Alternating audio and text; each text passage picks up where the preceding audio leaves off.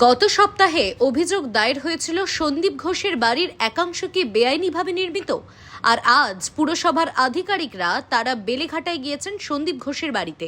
কলকাতা পুরসভার টিম পৌঁছে গিয়েছেন সন্দীপ ঘোষের বেলেঘাটার বাড়িতে। কি বলছেন পুরসভার আধিকারিক, শুনুন। তাই অভব্য ব্যবহার এতটাই, যেটা মানে উনি আমার ছেলে, আমি আইডি হসপিটালে ছিলাম, আমিও হেলথ ডিপার্টমেন্টে ছিলাম, ফার্স্ট আমার জয়নিং ছিল আরজিকর মেডিকেল কলেজে। তো সেখান থেকে আমার ওখানকার উপরেও একটা তো বিশ্বাস রয়েছে। 13 বছর আরজিকরে এই সন্দীপ আমি এটা করেছিলাম, আই থিঙ্ক 6 কি 8 জুন হবে। কোন সালে? হ্যাঁ, 2021।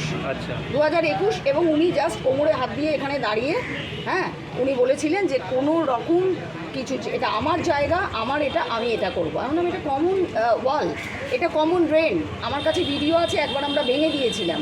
তারপরেও উনি জোর জবরদস্তি করে এখানে আবার করে নেন ওনার পার্সোনাল সুবিধের জন্য। আপনি দেখুন এই দোকানটা বন্ধ, আমাকে আসতে হলে ওদিক দিয়ে ঘুরে আমাকে আসতে হয়, কারণ আমার পায়ের প্রবলেম আছে। আমি এখান দিয়ে আসা যাবো আমরা করতে পারি না। এত নন কোঅপারেশন, ওপর থেকে চিৎকার করেন, অসভ্যের মতো ব্যবহার করেন। তো আমি জানতামও না তখন উনি প্রিন্সিপাল অফ আরজিকর। 2021 সালে জুন মাসে আপনি অভিযোগটা কোথায় করেছিলেন? আমি অভিযোগ করেছিলাম যখন ওনাকে দেখলাম আমরা কোর্টে, আমার কাছে সেই কাগজও রয়েছে আমার মোবাইলে। করার পরে